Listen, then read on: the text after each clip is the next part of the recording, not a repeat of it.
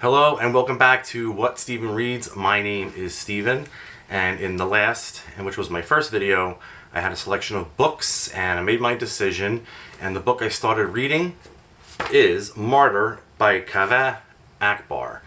And yeah, this is a sad book. His life is pretty depressing.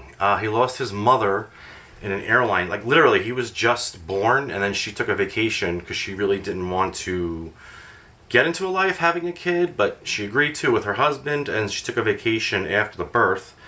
And it's based on a real airplane that was shot down in 1988 by the USS Vincennes. As I said last week, reading the description, he's a recovering alcoholic, but I believe he still drinks, drugs here and there, and he has a small group of friends that he feels comfortable with. The point of the book so far, and I am up to page 98, chapter 9, and he's, I'm going to say obsessed because I didn't get that feeling yet, with the concept of martyrs and martyrism. And I believe he's looking for an explanation as to his mother's death, to see her as a martyr. And she was really just going on a little vacation, but he knows nothing about her. He has one photo of his parents, which was of their wedding. So he decides to do this poetry book, I guess, and they hear about, him and his friends hear about an artist that's in New York, that she's basically dying of cancer, and she's spending her last days basically in a gallery and going through the whole process of dying. She's not seeking any treatment. So his friend suggests to go to New York and talk to this woman, interview her, and because he sees her as sort of a martyr. And I'm sure it's going to get more into the concept of what he feels a martyr is and what that stands for.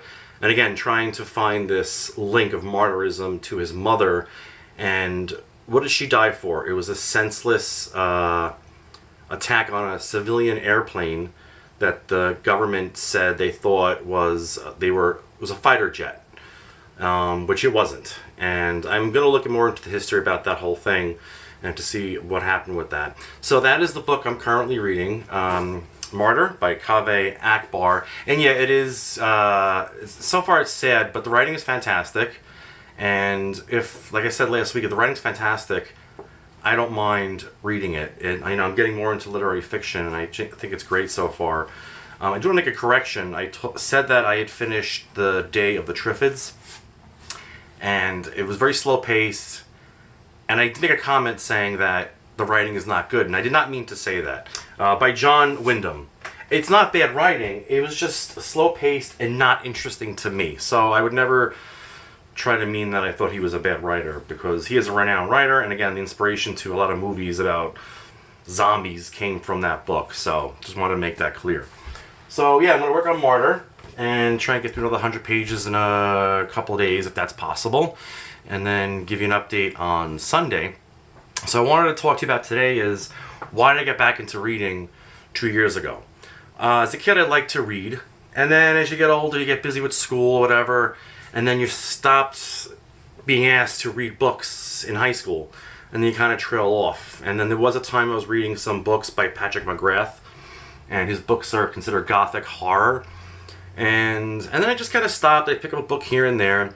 And then going through anxiety, when I was on the tail end of that, I was looking for something to occupy my time.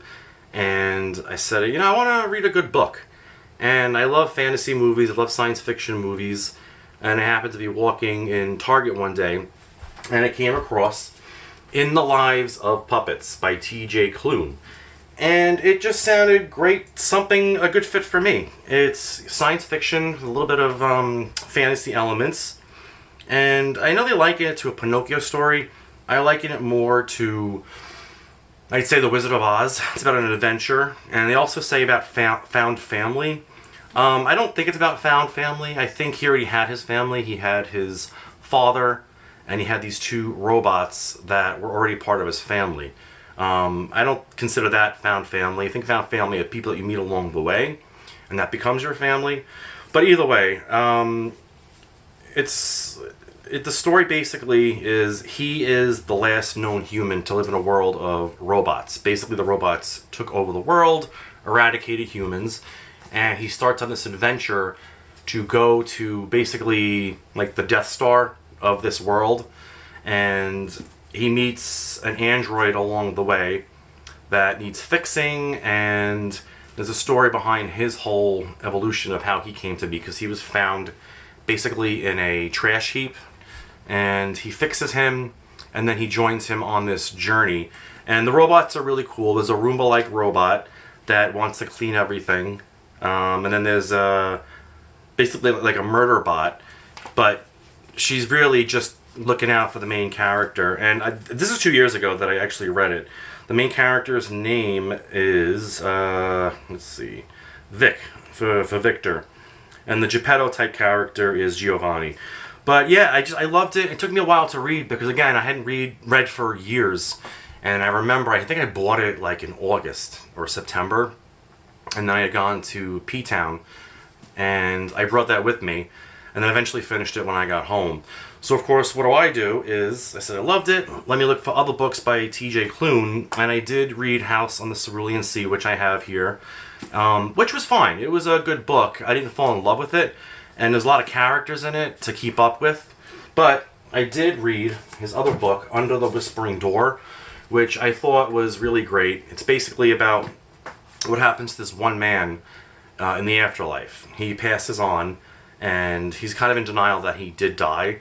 And even though it's about death and trying to change your life, it's got a cozy vibe to it. There's a coffee shop in there, and there's a character that basically is like the ferryman trying to carry you over to the other world, and about redemption. It's just a nice little story, and I read through that pretty fast. And then, so when you find stuff you like, you keep looking and looking and find similar stories. And again, like I said, I like fantasy.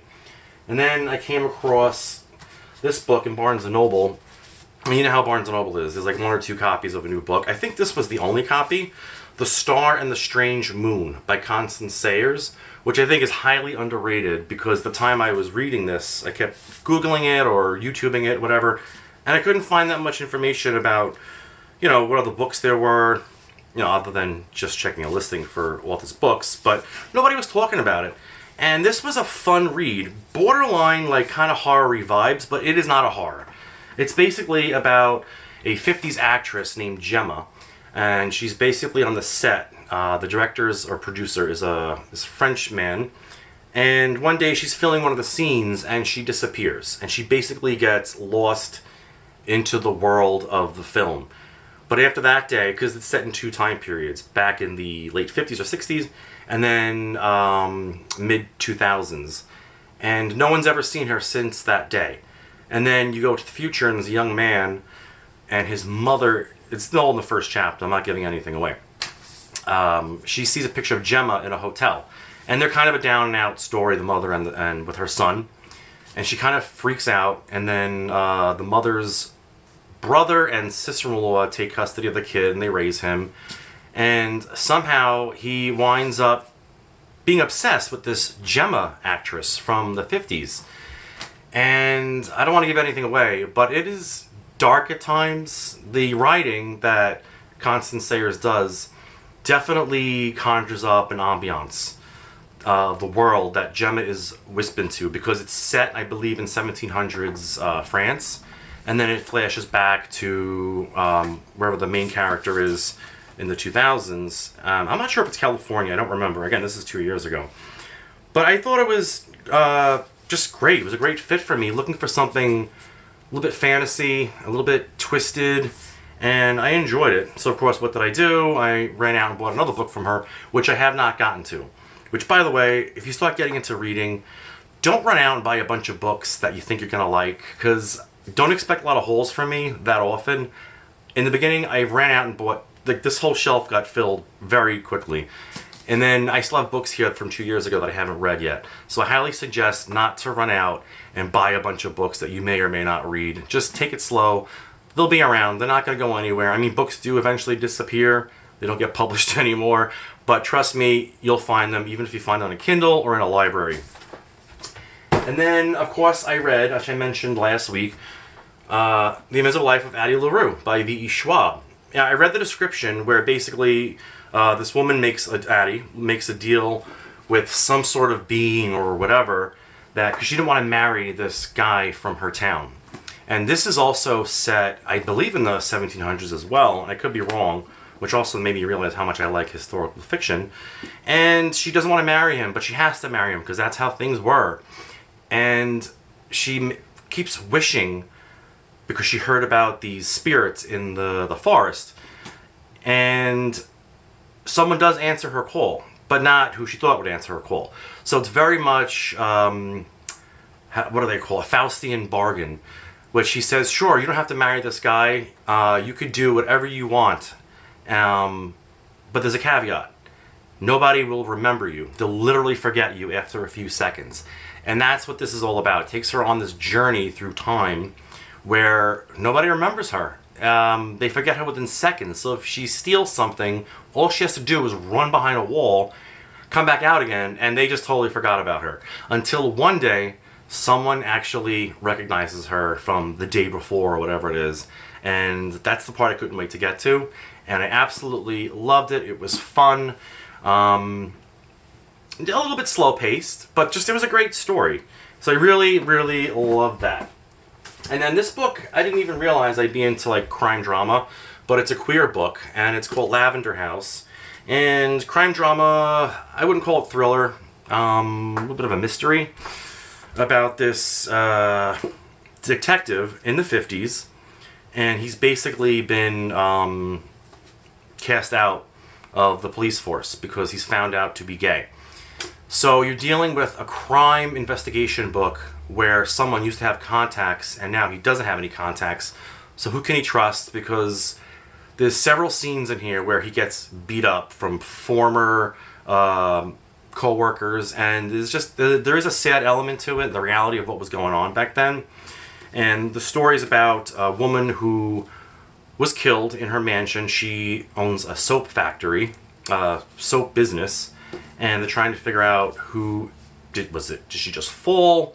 What happened? And he goes there to investigate, and it turns out like basically this whole family that lives in the house is just a setup, not a bad setup, but in order for the owner that passed away to be with the woman that she loves, there's this whole convoluted setup where her child is married to someone else, but then there's the friend that the son is actually involved with. It's basically a whole sham, as you know, what people did back then, like celebrities marrying a woman just to get away and not being found out for being gay. Think of like the Seven Husbands of Evelyn Hugo, how all those things were set up. Well, this was set up within one little family, and nobody could know the secret because they would just be arrested and shut down, and this woman would lose her successful soap business. So that got me into, like again, mysteries, a little bit of crime drama.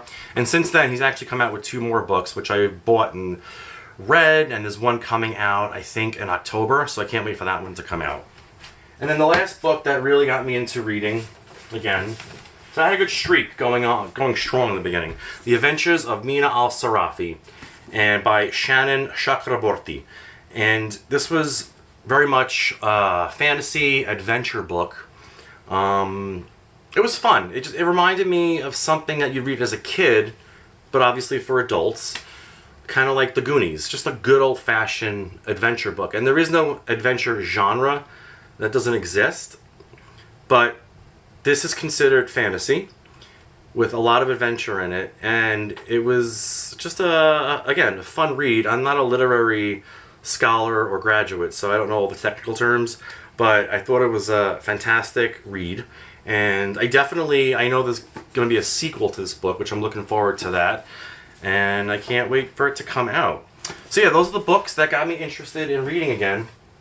And again, back to the library. Don't fill your library with books just because you started reading. Just take your time. You'll find them. They'll still be there. And so till next time, thanks for watching, and please like and subscribe. I really appreciate it, and I appreciate the few comments I already got on the page. That's great. All right, have a good day. Bye-bye.